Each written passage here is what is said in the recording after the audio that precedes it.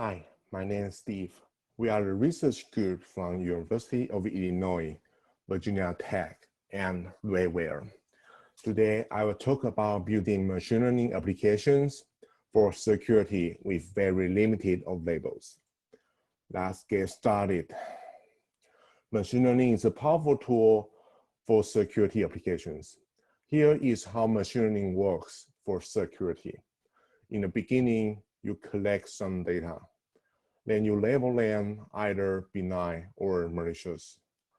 You use your domain knowledge to design features to separate benign and malicious. Then you propose a machine learning model or use existing one to do the classification. The first 4 steps are at a training phase. In the testing phase, you collect the new data and test your proposed model. You can see how robust for your feature engineering and your proposed model. In this typical pipeline, however, 3 common challenges there. First challenge, limited of labels. A robust machine learning model usually based on a good quality label data set to represent the target distribution. However, it is very time-consuming to label the data. Second, attackers are changing over time. The malicious data is probably very different between now and 1 year ago. Third, generalizability. Most detection method depends on customized application-specific features. For example, for fake account detection, you may design the features of the social graph. On the other hand, for fake review detection, you will design the features related to customers' review. Such high customized features make it hard to share pre-trained models among services. In this work, we use bug detection as an example to solve these 3 challenges. But it's a software that pretends to be a real user. Some of the internet-based bots are a threat. For example, account takeover or data scrap. It's a security problem. So why bot detection is a good example for study these 3 challenges. First, limited of the labels in bot detection. We send captcha to the users. If they cannot solve them, it is a strong indication they are bots. However, we cannot send captcha to everybody. So there's a limitation in the coverage. Second, bots are changing because they attempt to evade existing defense. We collect 3 months of data over a year to monitor how bots change. Third, bots are a problem facing by the different websites. We collect 3 months of the data and 3 different websites. Each of them has a different functionality. And it is not trivial to use one detection for all different websites. With these 3 reasons, we think bot detection is a good example to study these challenges. In the next part of the talk, I will talk about our bot detection methodology and how we evaluate our system using real-world data. First, we want to get the ground truth data of bots. And thanks our collaborator, Railware, we got such data. Data is labeled, mainly from the captcha.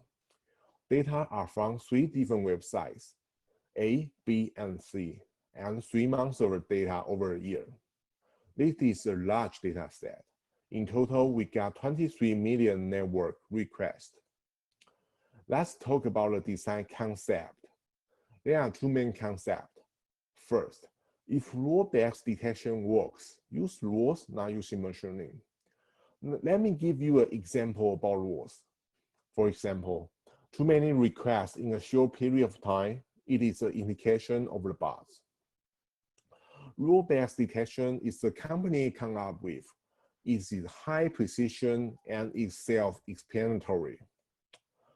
Second, if rule cannot catch bots, we then use machine learning to do the detection. Because we think the value of ML is to catch bot behavior that cannot be expressed by rules. Here is our system diagram. With rollback detection, we can catch a good amount of bars. We use ML-based detection as the complementary to a rollback detection. It tries to catch these advanced bars. These bars can evade by existing rules by possibly change their behaviors. In the rest of the talk, I will mainly focus on using ML to catch these advanced bars. In order to catch them, we design a pipeline with several steps, and each step is trying to solve the different challenges. First is about feature engineering. It tries to solve the different bars for different websites, and the bars are changing over time problem. We have the different bars for different websites. Therefore, our detections aim to be generalized. So we only select the basic network features instead of two specific ones. For each feature, we would like to remove the dependency, so it has to not to use the raw data. By the way, our data is hashed. It is common when the company share their data for a researcher. Second, because bars are changing dynamically, we need to handle the new item for a real-time detection. Let me present the frequency encoding scheme to address these two challenges. The high-level idea is we convert item into a frequency of occurrence, and I would like to use URL to illustrate. The first step is we calculate URL frequency of occurrence in the dataset. The second step is we build CDF. The x-axis stands for the frequency, and the y-axis stands for the CDF. The third step, we encode the URL based on its CDF. For example, URL A and B appear very frequently. Based on their location, we encode them into a high value. This encoding scheme can also handle a new item, like C. We can assign it into a low value. Remember, bars are changing dynamically. In this work, we use sliding window to estimate the distribution over time. Our sliding window starts from here, and we'll keep moving to update the data distribution. For each day, our sliding window encoding scheme will use the latest data to estimate the distribution and further encode the data. We use this dynamic encoding scheme to apply other basic network features, such as cookie and the browser. After we finalize the features, we introduce how to use data synthesis to train a classifier with the limited of labels. Let me formulate the problem first. We want to classify benign and malicious users correctly, and let's define their distribution and use cross entropy to define the optimization problem. In this work, we have two assumptions. First, we have representative benign data. Second, we have the limited and biased malicious data. And we propose our data synthesis technique to address the limited malicious data problem. Data synthesis is popular in many domains. Here is famous one again. It learns the distribution of existing data. It synthesizes data with some small variations. In other words, it mimics the existing data. But in security scenario, this is not sufficient because the bars keep changing.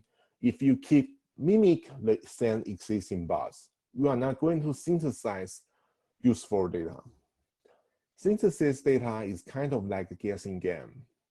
Given the data set, we need to guess where will the potential bars locate and how can we improve our guess accuracy. In this work, we use our domain knowledge and the assumptions to have the two different strategies to improve our guess accuracy.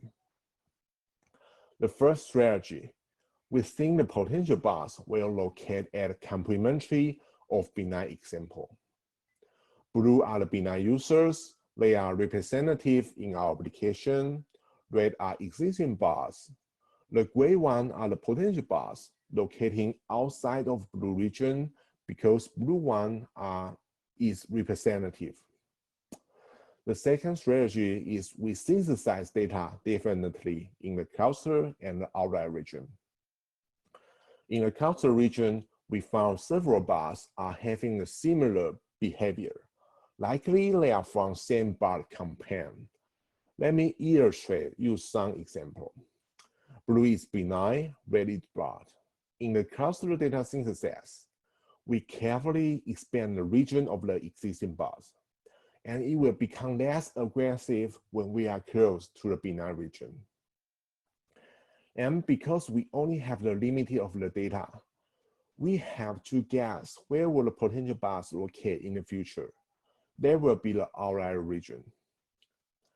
In this sparse outlier region, we only have the limit of data. We cannot do the same thing because we have to synthesize more aggressively. Otherwise, we cannot cover enough bar behavior. In outlier data synthesis, we expand the bar region more aggressively than the cluster data synthesis. Let's look at the diagram to have a better understanding. Here is how typical games work in the high-level idea. Generator synthesize some data, and the discriminator is trying to distinguish the fake malicious data and the real malicious data. On the other hand, in our design, we have two generators instead of one, because we have the need of outlier data synthesis and a cluster data synthesis. To be more specific, we use all of the data and use dbScan to divide the data into outlier and a cluster part. Then we use two generators to learn their distributions. The task of the discriminator is also slightly different. The role of our discriminator is like the classifier. The task is to distinguish the benign users from the existing and the synthesized bars. Combining all of the things together, we aim to make our classifier be able to catch bars, even we only have the limited of labels. Finally, I would like to introduce some experimental results. About setting, we have several baselines in the work.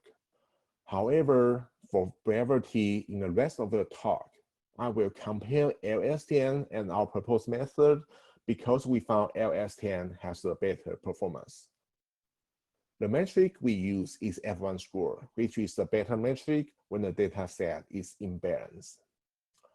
First, let's look at how systems perform when you combine the rules and the machine learning bias detection.